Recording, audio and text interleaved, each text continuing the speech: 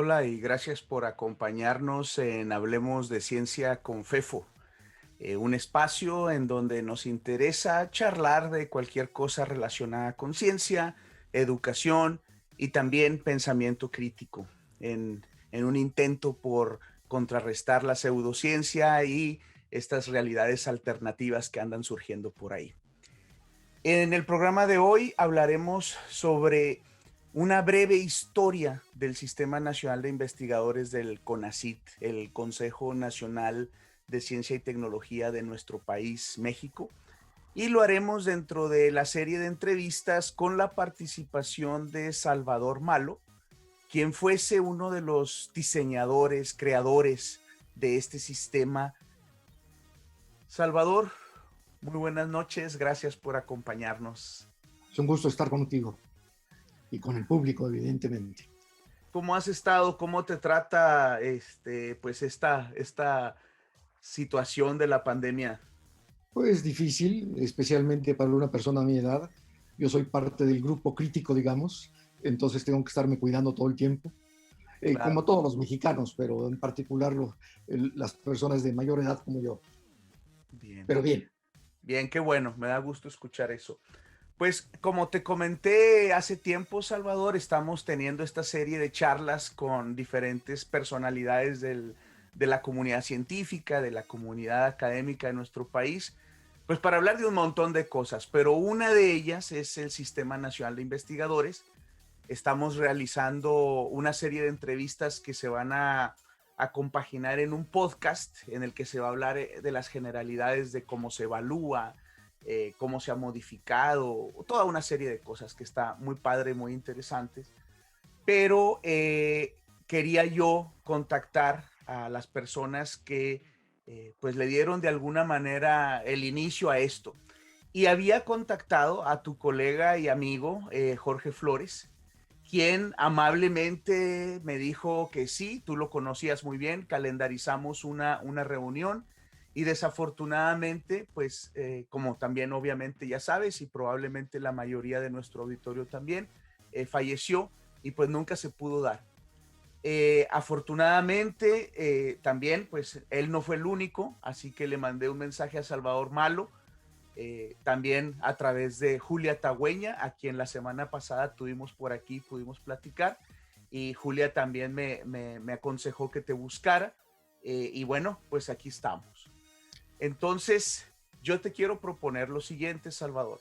Eh, Parte de nuestro auditorio, pues son nuestros colegas, gente que sí sabe quién es Salvador Malo, gente que ya quizá ya ha platicado contigo de algunos de estos temas, pero también hay un montón, espero, hay un montón de gente que ni idea tiene de qué es el Sistema Nacional de Investigadores y mucho menos de quién es Salvador Malo. Entonces, la primera parte, quisiera platicar un poquito contigo de quién eres, de dónde surges, cómo es que entras a la ciencia y luego te haces súper importante en el ámbito administrativo, todo ese rollo. ¿Qué te parece si lo platicamos en unos minutos? Y luego nos adentramos naturalmente a esta época en la década de los 80, que es cuando surge el sistema y que me gustaría mucho pues nos dieras un montón de detalles y perspectivas de aquella época. con mucho gusto. Lo de menos es Salvador Malo. Con mucho gusto platico de mí, pero es lo de menos. Pero adelante como tú No, quieras. no creas, no creas, siempre el lado humano de todas estas cosas es lo que resalta más y lo que eventualmente hace que nos acordemos mejor de lo que sucedió y de lo que está sucediendo. Entonces, Perfectamente. Salvador, platícame de tu infancia. Yo soy un joven o niño de una familia de cuatro niños, tres mujeres y yo. O sea, yo soy el tercero de la familia, siendo el primer hombre, el primer varón y el único. Y luego tuve otra hermana que todavía vive, todas viven afortunadamente, las tres hermanas. Yo estudié o nací y crecí en la Santa María la Ribera, en la colonia, una colonia vieja del centro de la ciudad. Ahí crecí. Fui a una secundaria, una primaria, una secundaria, pero en la secundaria hay una característica particular. La secundaria entré a ella por razones que un tío mío nos apoyó económicamente y pude entrar a esa secundaria, pero entre otras cosas allí conocí a Jorge Flores. Fuimos compañeros de banca, compañeros de secundaria y de preparatoria, y después fuimos compañeros de la Facultad de Ciencias. Juntos estudiamos la carrera de físico en la Facultad de Ciencias, y allí se separaron nuestras vidas. Yo me fui rápidamente al exterior, me fui al organismo de energía atómica, luego me fui a sacar un doctorado en el Colegio Imperial de Londres, de la Universidad de Londres, mientras él en una carrera meteórica se recibía y se graduaba y se doctoraba antes de que yo iniciara mi doctorado. Él ya estaba doctorado, yo seguí en el Imperial College, allá en Inglaterra, me doctoré allá y regresé a trabajar al Instituto Mexicano del Petróleo. Fue fundamentalmente donde regresé a trabajar. Jorge Flores ya para entonces era una persona muy importante en la física de México, era uno de los físicos más jóvenes y notables en ese momento, y estaba a punto de ser director del Instituto de Física, del que luego fue durante 8 años, cuando yo estaba regresando de Inglaterra para reunirme a trabajar al Instituto Mexicano del Petróleo. Mi historia después se encuentra muchas veces con Jorge Flores. ¿Te puedo Sí, interrumpir tantito? sí. Este, ¿Por qué estudiaste física? ¿Cómo fue que te acercaste a la ciencia? ¿Que desde la secundaria ya sabías o eso fue algo que... Yo creo que no, yo creo que lo supe en la preparatoria. En la secundaria sabía que me interesaba la ingeniería, me interesaba la filosofía, pero realmente no sabía mucho de física. Entonces me gustaba más la literatura y la ingeniería y evidentemente la filosofía. Fue en la preparatoria, ciertamente, cuando se me despertó el interés por la física, entre otras Ujú. cosas porque aprendí que se podía estudiar física en México y porque me enteré de algunas personalidades notables en la física, y tuve un tío que es el que me apoyó en mis estudios, que si bien él era un geólogo, le interesaba mucho la ciencia, y me empezó a regalar libros sobre la ciencia, Ujú. y eso me interesó muchísimo, y eso hizo mi apetito por la ciencia y que yo fuera a la Facultad de Ciencias. No ¿Y nos te pusimos, acuerdas? recuerdo, No sé, justo te iba a preguntar si eras compañero de Jorge, si hablaban de eso en esas épocas. no hablábamos de eso. Él era, desde entonces, era un joven muy aplicado, muy estudioso, era de los primeros en la clase, y yo no era tan brillante como él no era tan destacado, pero no hablábamos de eso. Sí hablábamos de cosas de estudio, pero realmente no hablábamos de la física todavía como una carrera interesante.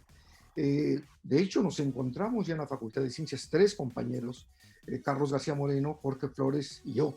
Éramos compañeros los 3 de la misma escuela, y nos encontramos allí, pero sin habernos puesto de acuerdo. Nos encontramos ya en la Facultad de Ciencias, y allí volvió a tomar fuerza nuestra amistad. De hecho, allí creció nuestra amistad, la de él conmigo y la mía con él, que luego se juntó mucho en la vida, ya platicaré más adelante. Claro, Pero entonces, claro. sí, Y ahí en la facultad, Jorge, tú, ya te dije, Jorge, imagínate, Salvador, entrando en la facultad con Jorge y con Carlos, ¿cómo era, si te acuerdas, en la perspectiva de los años uno va mezclando cosas y a veces es difícil recordar, pero la situación política, económica en el país, ¿cómo la describirías cuando eres un estudiante de licenciatura entrando a tu licenciatura? nos tocó una época bastante activa. Nos tocó el movimiento ferrocarrilero, por un lado, nos tocó también el movimiento luego médico.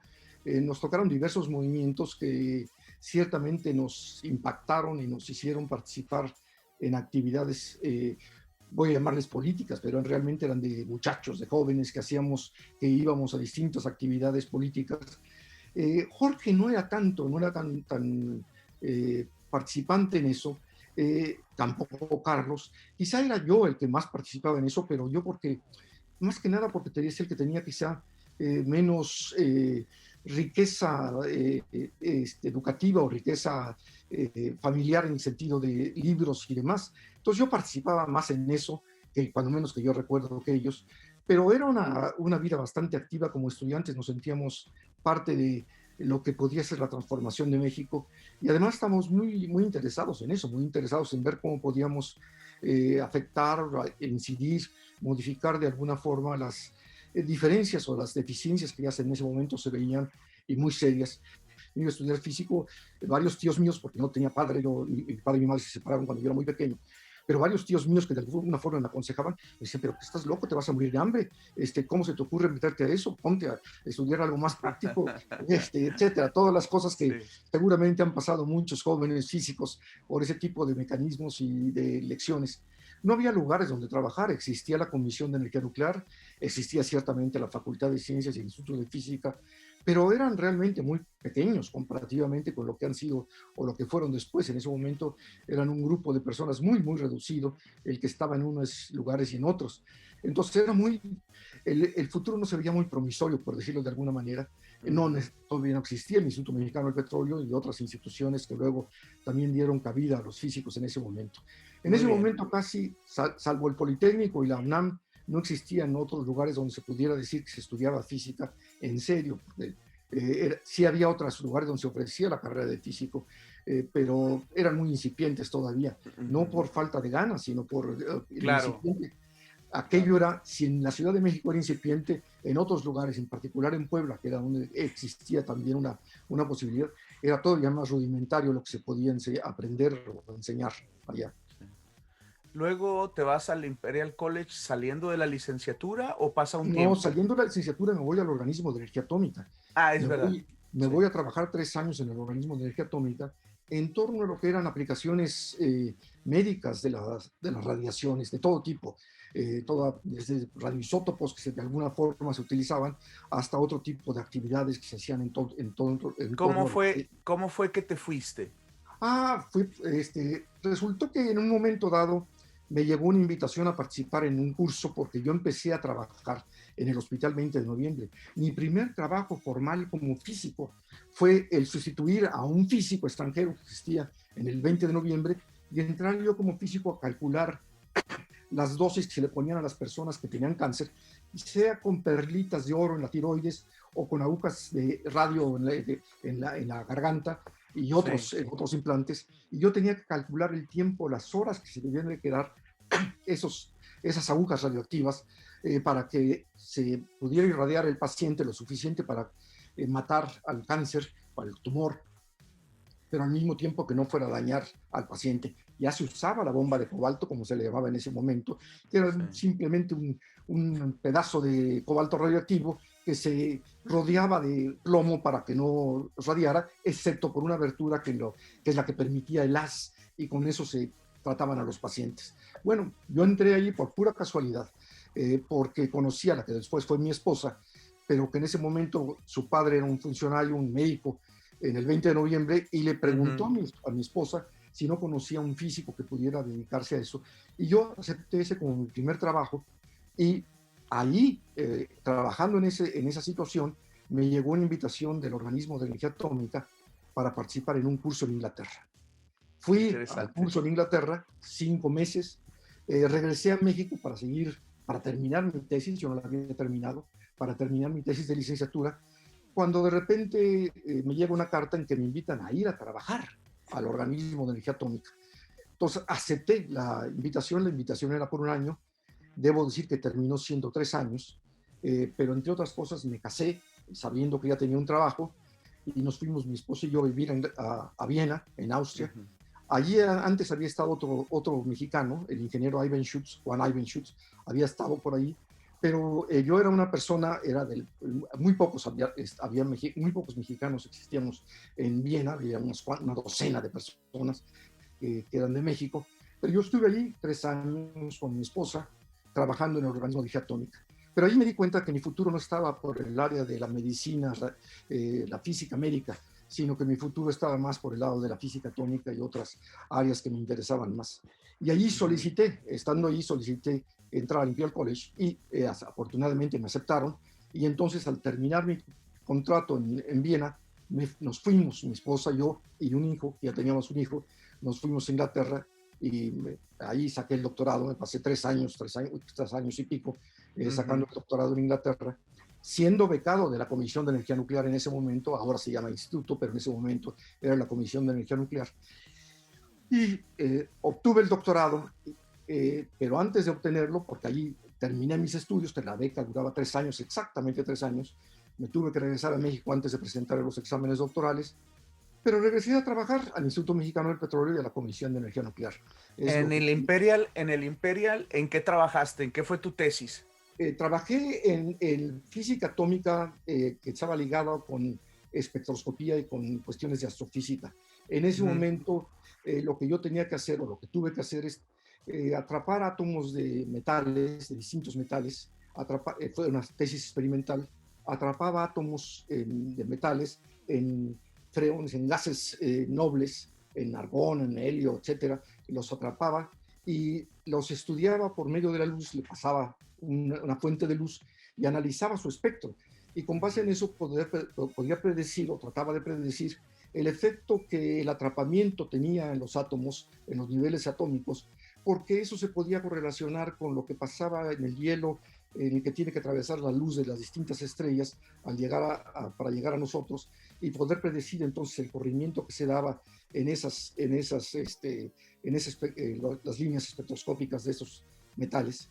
Fue un periodo extraordinariamente interesante para mí y obviamente aprendí muchísimo, pero entre otras cosas lo que aprendí, que creo que es importante para los radioescuchas, lo que aprendí fue algo que lo voy a explicar con la anécdota, con lo que me pasó.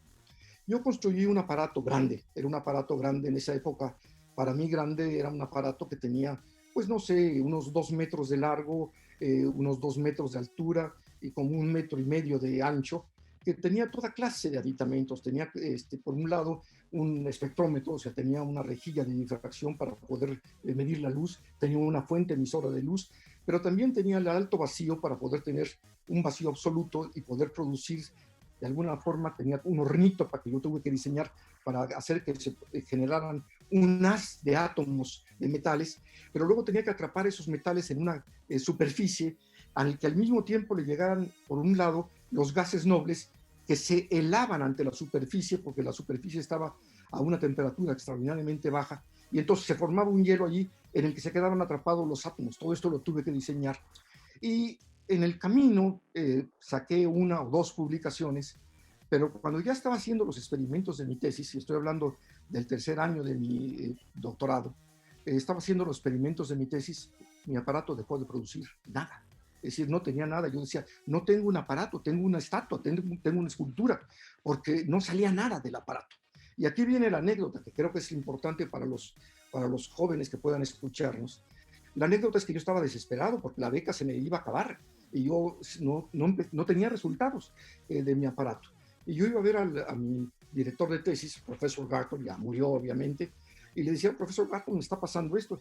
Y entonces me daba toda clase de explicaciones, me decía, ¿por qué no vas y hablas con fulano? ¿Por qué no te metes a la biblioteca y ves tal o cual cosa?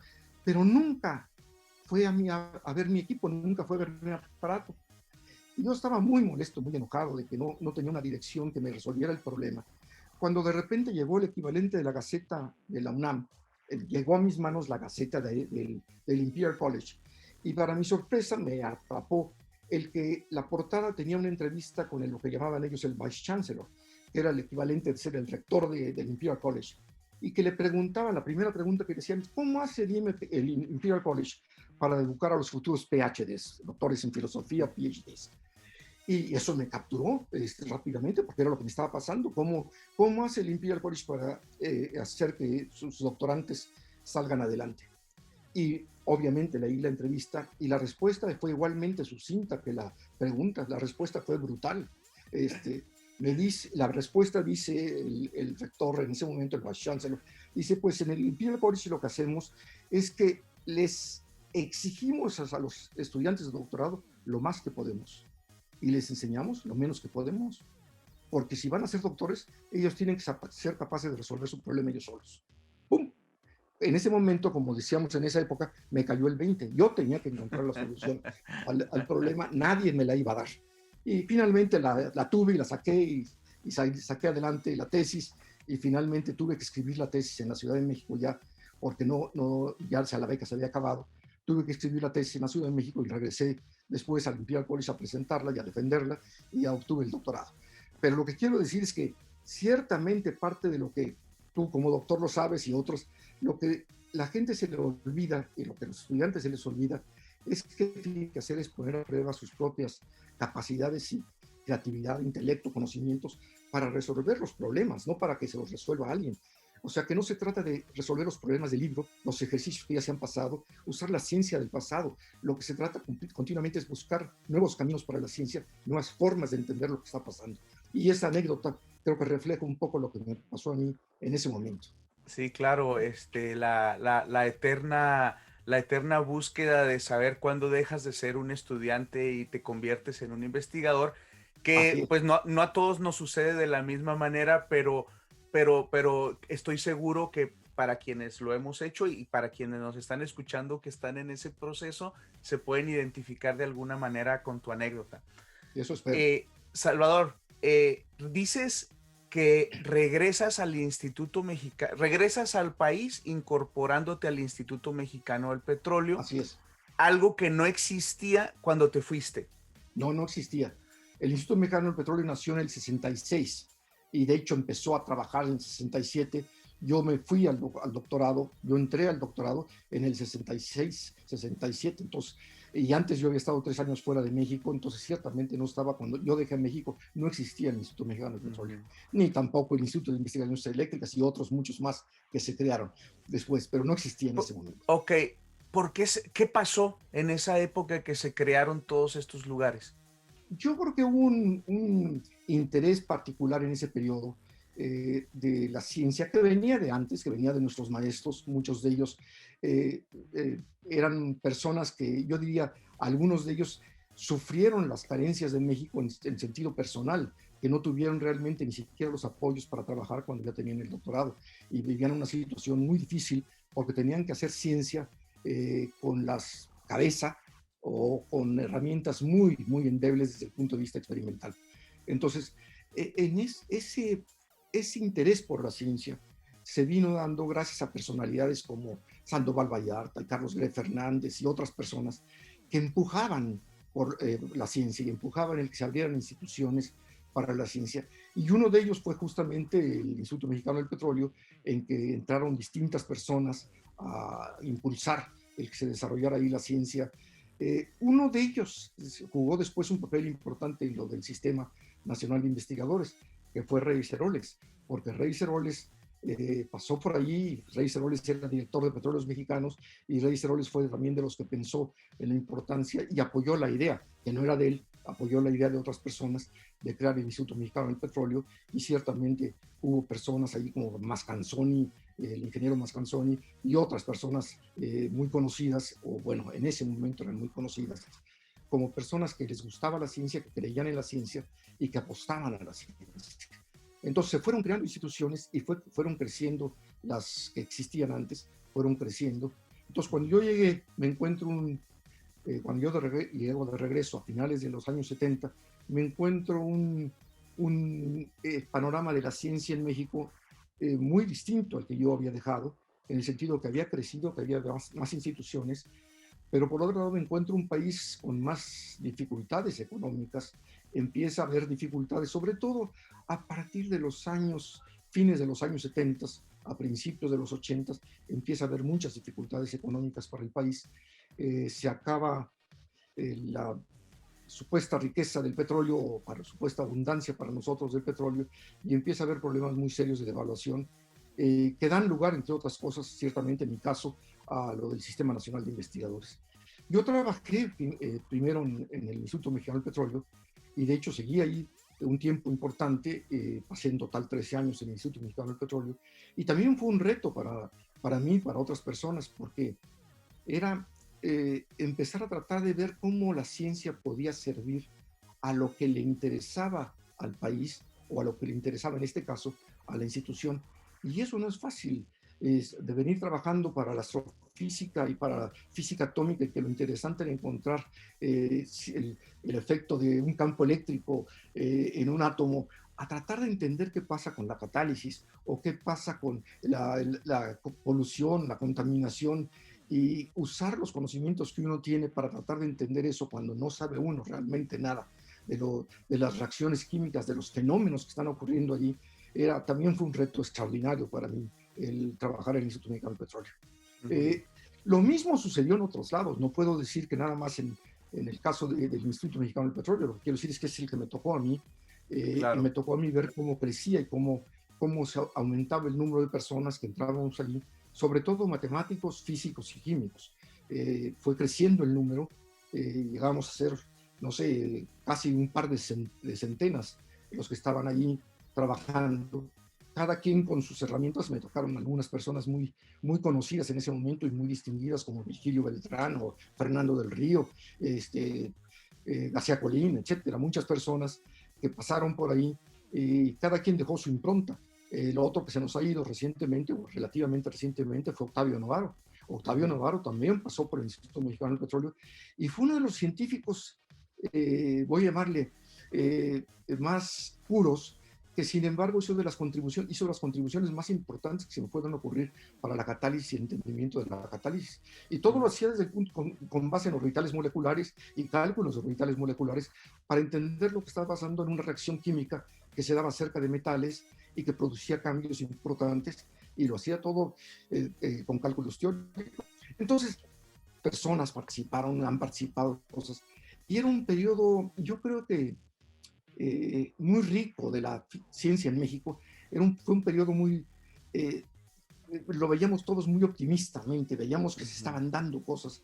Y en mi caso particular, algunas de las cosas que se estaban dando, que fue por ejemplo la creación de la Universidad Autónoma Metropolitana, llevó a que yo me quedara a cargo de cosas en el Instituto Mexicano del Petróleo, y que mi carrera como investigador se transformara en una carrera como administrador de la ciencia y luego de la educación superior y de otras cosas.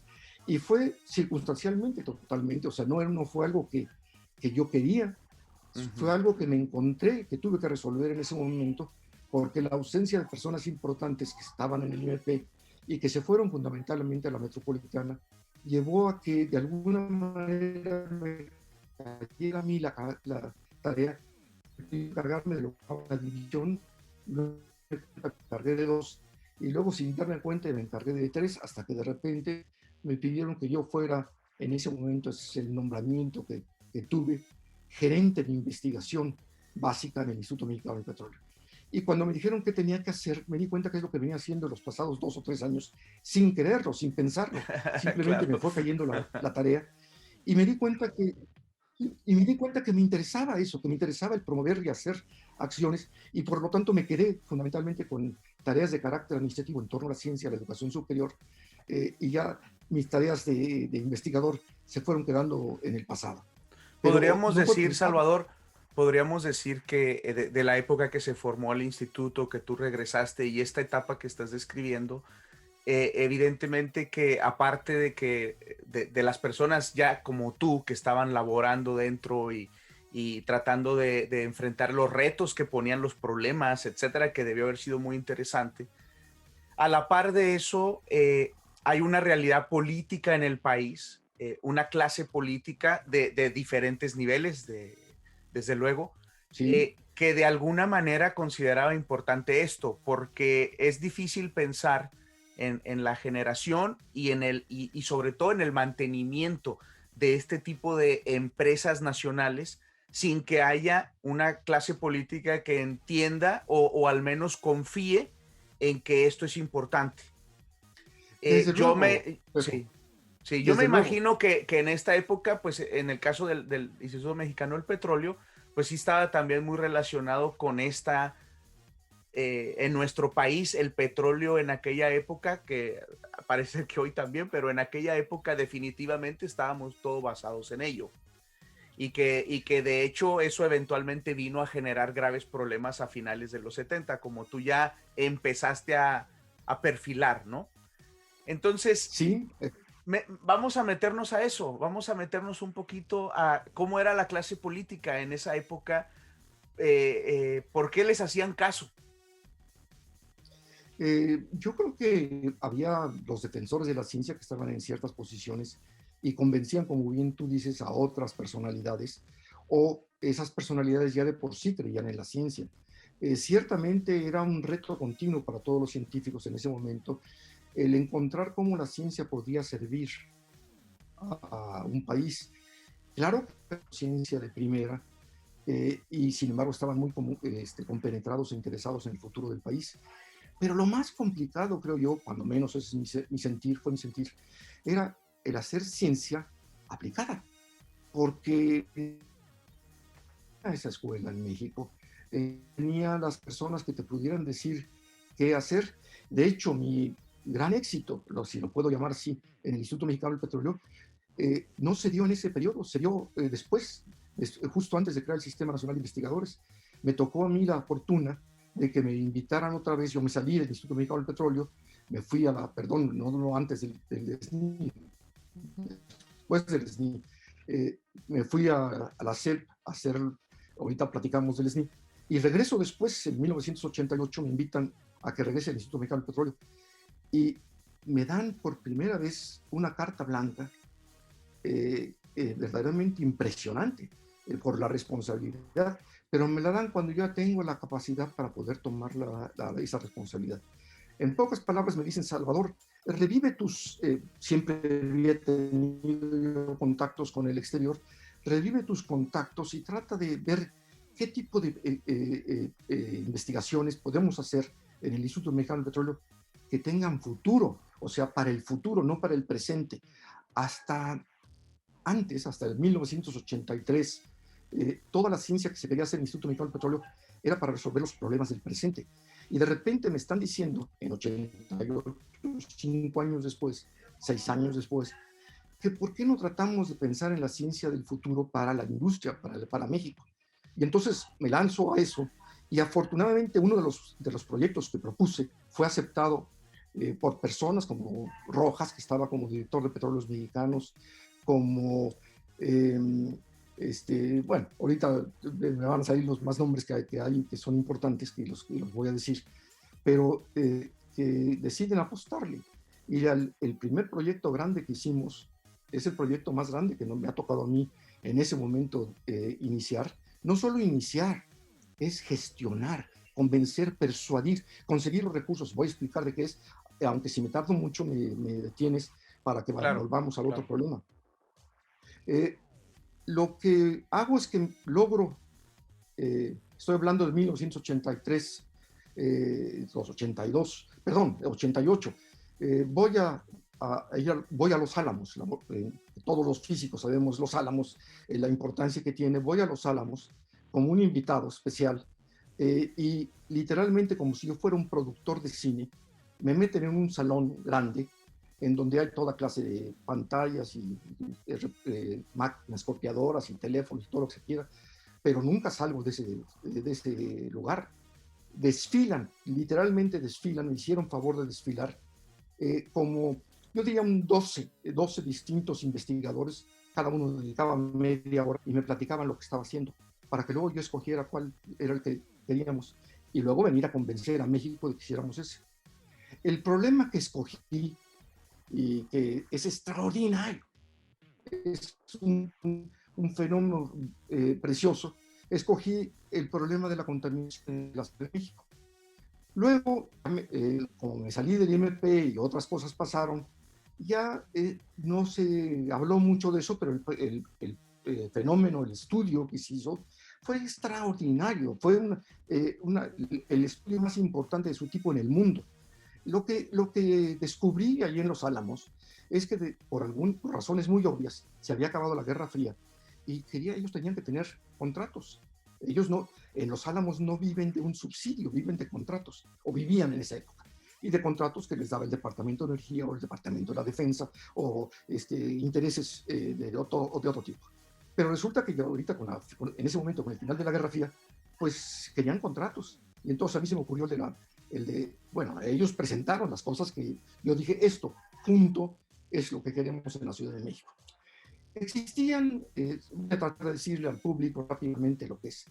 Existía en ese momento, habían pasado los accidentes de Three Mile Island, que es un ejemplo de tipo Chernobyl, no fue tan fuerte como Chernobyl, pero existía el hecho de que se podían salir gases radioactivos y podían invadir otras áreas. Y por lo tanto, Los Álamos seguramente se había puesto a estudiar cómo hacer eso, pero estaban haciendo las computadoras, literalmente naciendo. Y entonces se podía aplicar una ecuación que todos los físicos conocemos, que es la de Navier-Stokes, pero se podía resolver porque las computadoras ya permitían hacer todas las iteraciones que se requerían para poder hacer eso. Entonces se podía seguir la contaminación por donde se iba, se podía tratar de ver cómo se diseminaba en el aire, y por otro lado se tenía también la capacidad de seguir reacciones químicas, en este caso químicas, reacciones químicas del sol con los distintos hidrocarburos y otros contaminantes que había en la Ciudad de México, que hay en la Ciudad de México. Y lo importante de todo eso es que se podía simular entonces, y entonces simulamos, literalmente simulamos, porque se hizo. Con ellos ahorita cuento parte de las peripecias para lograr eso. Simulamos una caja de zapatos de 125 kilómetros de largo, 100 kilómetros de ancho y 20 kilómetros de altura, que era el Valle de México. Y toda la orografía que tenía el Valle de México. Luego se puso ya en el Universum, se puso una orografía del Valle de México, que lo hicieron, el Universum lo sacaron por otro lado, pero en ese momento lo estábamos haciendo nosotros realmente en la vida real, y haciendo el cálculo de todas las reacciones químicas y dónde se diseminaban todos los gases, pero al mismo tiempo trajeron aviones especiales que hacían ochos sobre la Ciudad de México, todas contaminantes. Se pusieron LIDARs, que ahora son muy conocidos y todo el mundo lo vemos cuando vemos cómo predicen el tiempo y dónde están las nevadas y las tormentas y el agua, porque están barriendo con luz y pueden ver las moléculas de agua y entonces permiten ver eso. Pero se usó en la Ciudad de México, lo pusimos en distintos puntos, entre ellos Ciudad Universitaria, ahí se pusieron los LIDARs y podíamos detectar el cruce de insurgentes con el periférico por el calor que había allí y todos los contaminantes. Pero en fin, se hizo todo esto, se hizo todo este estudio, y fue un estudio que tuve yo que ir, entre otras cosas me avisaron de Los Álamos que tenía yo que platicar, que venían a la Ciudad de México, que platicáramos con, en ese momento, un ambassador at large, así le decían, un embajador que no tenía sede, sino que era un embajador especial, que luego resultó el embajador Negroponte. En ese momento no era embajador de México, pero yo me tuve que sentar con Negroponte y él me decía, hablaba muy bien español, pero hablábamos todo en inglés, porque estaban también los americanos de Los Álamos, y me decía, bueno, estábamos ahí varios compañeros del MP y de otros lados, y estaban también los de Estados Unidos. Y entre otras cosas, Negroponte me dice, bueno, ¿y por qué debe Estados Unidos hacer esto? Y le digo, le contesté, pues para que se vea que de alguna forma, porque yo sé lo que costaba todo el proyecto, y en ese momento el proyecto costaba $9 millones, que no era nada fácil conseguirlos. Ahora 10 millones de dólares que costaba el experimento, que es lo que calculábamos, pues no lo querían dar. Y entonces dice, ¿por qué tienes Estados Unidos que dar esto? Pues para que se vea que alguna vez hacen algo que nos interesa a nosotros también, no nada más lo que les interesa a ustedes. Ah, entonces me dice, esto es político. Le digo, no, pues eso, usted sabrá de eso, yo no sé. Y yo lo que digo es pues, para que sea algo que nos interesa. Pero, y me dice, pero todavía me dice, ¿y por qué vamos a pagar la mitad nosotros y ustedes la mitad? Le digo, ay, embajador, ¿cómo que la mitad? Le dije, $5 millones para Estados Unidos no es lo mismo que $5 millones para México. Y 40 investigadores para Estados Unidos no es lo mismo que 40 investigadores para México. No, no estamos pagando la mitad, estamos dando muchísimo más nosotros.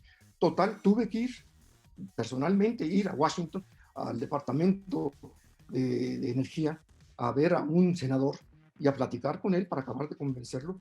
Y por el otro lado, en México, tuve que platicar en ese momento con el director corporativo de Petróleos Mexicanos, que era Adrián Layou, el padre del joven que está ahora bueno, para mí joven, que está en el distrito, en la Ciudad de México, pero Adrián Layou era el director de la parte de contratos fundamentalmente del IMP, y a él, le platiqué con él y lo convencí de que se apoyara este proyecto. Y así salió el proyecto y se logró terminar y se lo terminó con éxito. Yo ya no lo vi terminado porque yo me fui a la Universidad Nacional, me invitaron a ser secretario general, luego secretario administrativo y luego secretario de planeación. Estuve 10 años como secretario en la UNAM, ya viendo cosas desde otras perspectivas y con otros intereses, sí, pero claro, lo que quiero decir es que ciertamente hubo cosas muy bonitas en el Instituto Mexicano del Petróleo que se hicieron. Una de ellas es este ejemplo, que finalmente no lo hice yo, en el sentido que yo no fui el científico que lo hizo, pero a mí me tocó ser el científico, porque en ese momento todavía me sentía un científico, bueno, todavía me siento un científico, pero en fin, me tocó ser el que realmente encabecé todo para echar a andar ese proyecto, y finalmente lo hicieron otras personas, muchas de las cuales estoy muy orgulloso de que lo hayan hecho y muy contento que lo hayan hecho.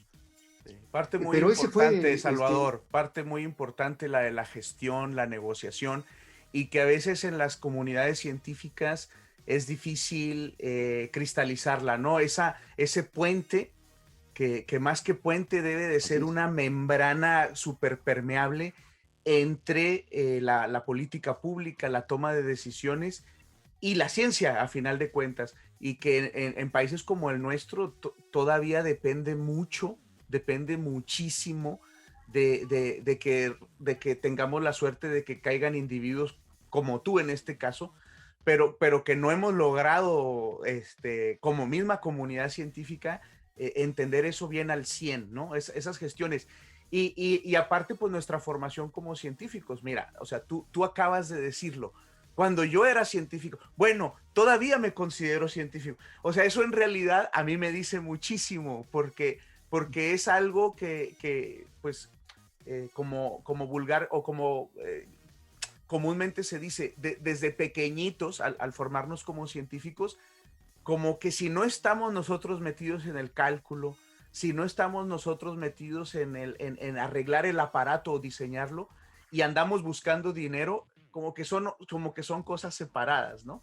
Y Sí, es una lucha interna y personal, porque a final de cuentas uno está enamorado del conocimiento, ¿no? Es como ahorita que platicabas sobre tu aparato de 2x2 por 1,5.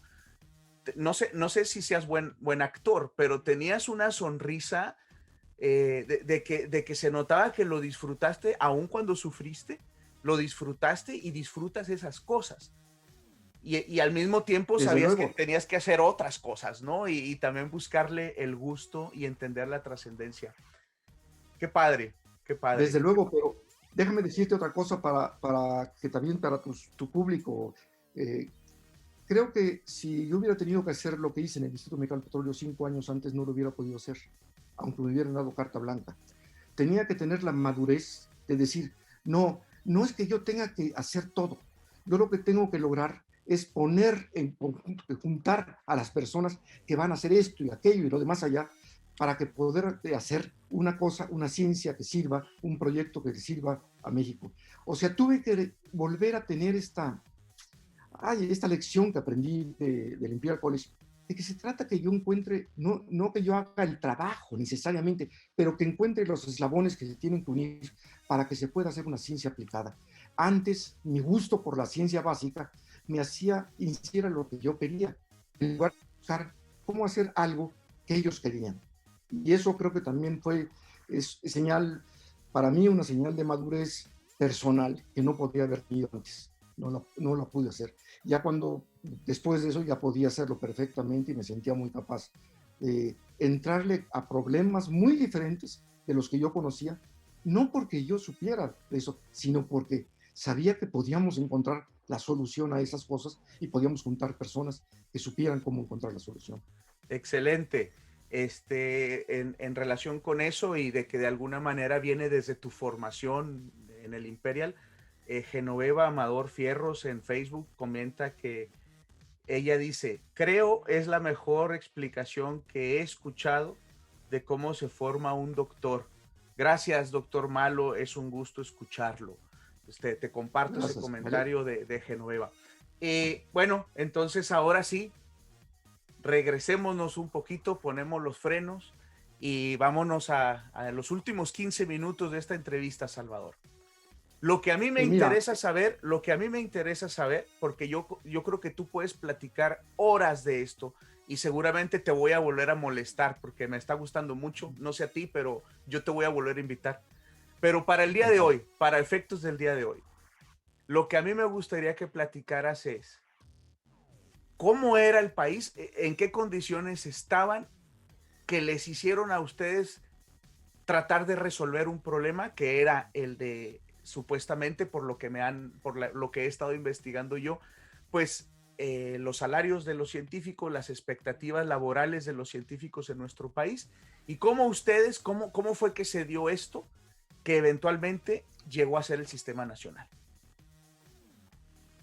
fueron una conjunción de factores. Te decía yo que yo estaba ya en el Instituto Mexicano del Petróleo, fue esto en el 86, perdón, en 88, me estoy yendo muy adelante. En 83 estaba yo en el Instituto Mexicano del Petróleo, en 82, 83 estaba en el IMP. Ya sabíamos, se estaba haciendo ciencia en México y el Instituto de Física había crecido de manera extraordinaria, ya había apéndices, por decirlo así, del Instituto de Física, ya se arruntaban otros institutos que luego hemos visto como el de ciencias nucleares y otros.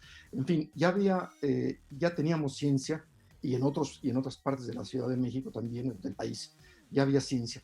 Pero de repente empezó a haber una crisis económica muy seria, estamos hablando de 82, una crisis económica muy seria, estaba el presidente de la Madrid y viene una devaluación y el peso mexicano estaba realmente en una situación verdaderamente lastimera, pero los salarios de los investigadores estaban en una situación todavía aún más lastimera, según yo.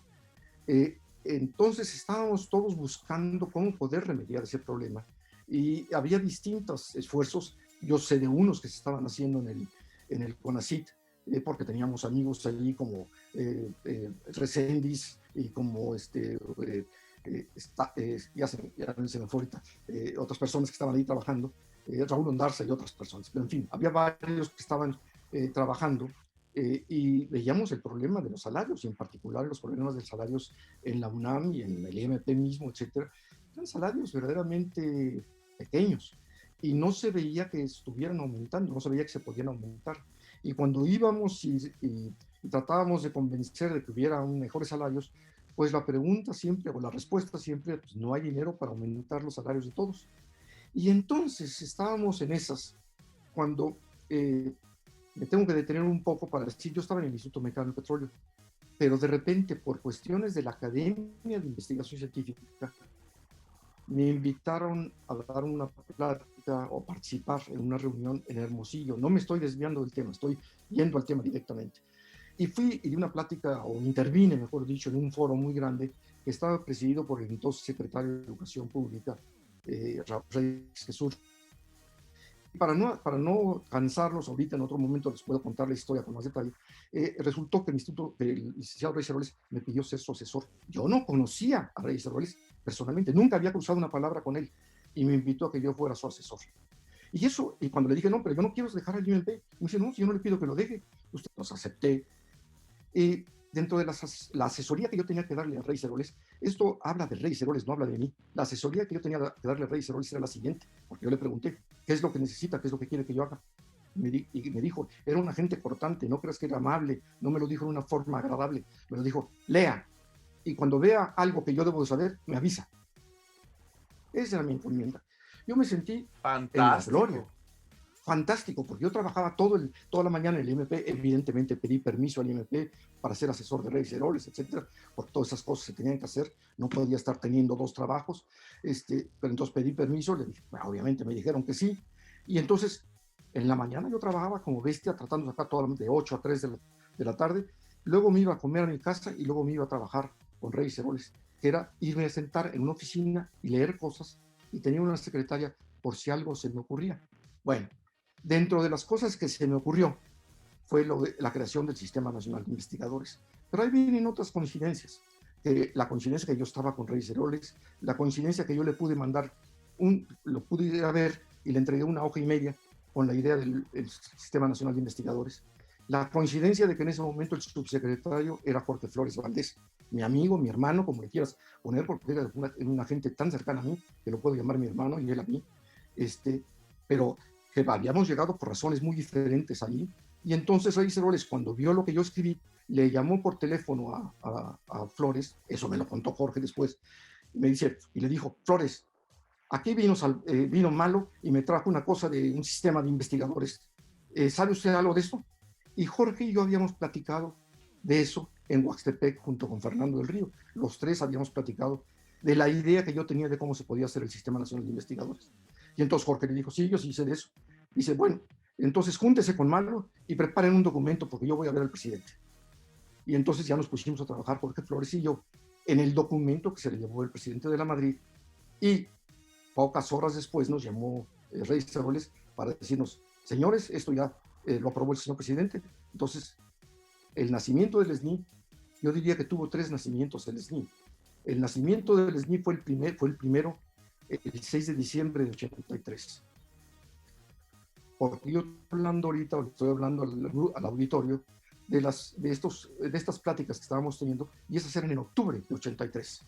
Y nos pusimos a trabajar, preparamos las cosas, y llevamos, y el presidente llevó el secretario de Educación Pública.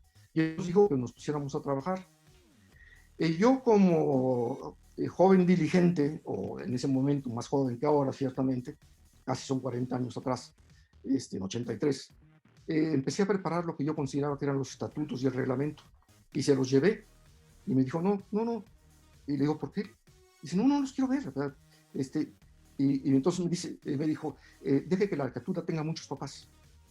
Se refería a que yo tenía que ir, y así nos instruyó, a ir con la Academia de la Investigación Científica y a trabajar con gentes como Martínez Palomo, Sarucán, Daniel Reséndiz, Pablo Rudomín, etcétera, para que la academia empezara a trabajar los estatutos del Sistema Nacional de Investigadores. Pero debo enfatizar que esto habla mucho de Reyes Heroles, nuevamente, no habla de mí, habla de que él dijo, efectivamente esto lo tiene que manejar la academia. No quiso que fuera una dependencia de la SEP, no quiso que fuera en ese momento así. Jorge Flores, puedo decir con toda certeza, digo con toda tranquilidad, porque además él lo hubiera dicho públicamente también. Jorge Flores le dijo delante de mí al secretario de Educación, Reyes Heroles, oiga, maestro, ¿por qué le dice maestro? Pero es que yo creo que se lo tengo que decir se lo tenemos que decir a CONACYT. Esto estoy hablando de octubre, noviembre de 83, antes de que el presidente de la Madrid anunciara la creación del sistema. Y la segunda vez que insistió Jorge Flores con que tenía que tener su autorización para ir a platicarlo al CONACYT, le dijo, ¿qué no entiende, doctor Flores? Esto es un secreto del presidente, usted y yo. No se dice esto, ni una palabra, hasta el 6 de diciembre que lo anunció el presidente. Pero después fue al revés. Después lo que dijo es, ahora sí, que la academia ponga las reglas, que la academia maneje el sistema, que se elija cómo se van a hacer estas cosas. Y ciertamente ahí el papel de Jorge Flores fue extraordinario. No creo que se hubiera podido sacar adelante el Sistema Nacional de Investigadores sin una personalidad como él a la cabeza en la subsecretaría para llamar, conciliar, juntar personas, porque aparte del reglamento, dense cuenta que en ese momento se tenía que escoger a las primeras comisiones dictaminadoras. No había forma de pasarlas por un sedazo, porque no existían los que iban a hacer la evaluación. Entonces, el que hizo ese sedazo, obviamente respaldado después o apoyado, o ya sea por mí, pero sobre todo por Reyes Heroles, fue Jorge Flores. Él se reunió con uno tras otro de los grandes científicos de México en ese momento, de todas las áreas, para tratar de formar las primeras comisiones dictaminadoras que fueran a echar a andar el Sistema Nacional de Investigadores. El Sistema Nacional de Investigadores nació la segunda vez cuando salió el decreto de su creación, casi 8 meses después. O sea, uno fue el 6 de diciembre, el otro fue en julio de 84, y la tercera vez que nació es cuando nació ya, porque la convocatoria ya se había lanzado, que fue a finales de 84, y de hecho fue en principios de 85 cuando empezaron a presentar los candidatos. Pero nada más para terminar, porque seguramente ya estamos muy cerca del momento de terminar, debo decir que a mí me costó dejar el Instituto Mexicano del Petróleo esto, porque yo tenía esta tarea maravillosa de estar haciendo, por un lado, mi trabajo de administrador científico, para llamarle director científico, para llamarle de alguna manera más adecuadamente, y por otro lado, de ser una persona que estaba pensando políticas nacionales en la tarde. Pero cuando ya se aprobó el Sistema Nacional de Investigadores, Reyes Heroles me dijo, pues quiero que se venga para acá para hacer esto. Y fui yo, 5 años, fui el director. En ese momento no se le llamaba así, se llamaba secretario ejecutivo, pero en fin, fui el director del SNI y tuve que dejar el Instituto Mexicano del Petróleo y me fui para allá porque ya no podía tener las dos cosas. Cosa que significó en ese momento, lo debo decir aquí ahorita, ya no tiene mucha importancia, significó que yo ganara menos, porque perdía una asesoría, digamos, sí. Una asesoría importante que tenía con Reyes Heroles, ya no fui su asesor, ya fui el director del Sistema Nacional de Investigadores, pero por otro lado, hay muchas anécdotas que también me da mucho gusto haber hecho eso, o sea, no me estoy arrepintiendo, simplemente estoy diciéndolo como un ejemplo, o como más que ejemplo, como una cosa que deben saber también las personas, porque se cree que todo es muy fácil y que las cosas se dicen y se hacen. Y pues no cuesta mucho. Ya en otro momento platicaremos más de lo que costó hacer el Sistema Nacional de Investigadores. Sí, claro que sí. Me da mucho gusto, pues te has de imaginar uno que está en estas cosas y que es muy metiche, le gusta enterarse de las cosas que están sucediendo.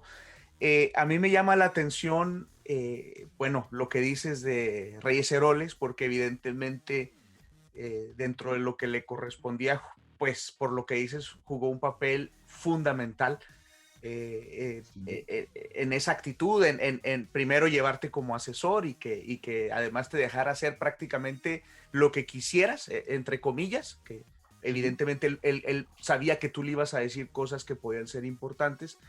Y bueno, entonces me queda claro, Salvador, de que la intención original sí fue, pues de alguna manera, el rescatar a las personas que hacían investigación en el país en aquella época Así es, de una situación económica difícil.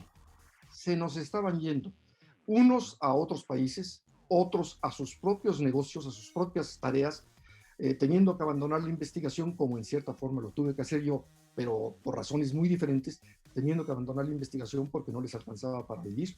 Entonces, pero además, esta medida atendía a unos cuantos. A diferencia de aumentar el salario a todos, que no se podía, si se daba el mismo dinero para todos, se subían 0,5% de los profesores universitarios. Y en cambio en esto podía subir el 10, el 20, el 30% de los salarios, y eso salvó en muchos casos a la comunidad científica, creo yo. Sí, que eso que acabas de decir me trae a lo siguiente y que de una vez te Sí. quiero comprometer. Eh, Evidentemente que pues a los 36 años que llevamos con el SNI, ha ido evolucionando, ha ido creciendo, otras metas, etcétera, etcétera, etcétera, y eso tiene su propia historia interesante. Pero también este mecanismo, esta creación de este sistema, tuvo una repercusión en la forma en que se evalúan a los académicos en las universidades públicas. En el futuro cercano Luego, de la creación del SNI, empezó a haber procesos de evaluación para los profesores, se empezó a buscar que las universidades públicas estatales contrataran a personas con doctorados y que los que no tenían se formaran. Se empezó a, de alguna manera, a imitar en algún tipo de esquema con sus cosas, con sus detalles, y eso nos ha llevado de las universidades en los inicios de los 90 a las universidades en el 2020. Y creo que ese es un tema que ni modo, Salvador, vamos a tener que agendar una reunión porque tú has estado involucrado también en eso de manera muy importante y estoy seguro que nos puedes dar mucha información y te podemos hacer muchas preguntas al respecto. ¿Cómo ves? con mucho gusto, en otro momento encantado. Excelente. Pues yo quiero agradecerte, Salvador, por tu tiempo y por compartir con nosotros esto en esta noche, ya casi navideña. Y bueno, desearte pues lo mejor para el próximo año y en breve me pondré en contacto contigo para organizarnos y tener otra charla. Muy bien, Ferro. Mucho gusto. Un placer y felicidades a todos y a ti en particular. Gracias, muy buenas Hasta luego. noches. Buenas noches.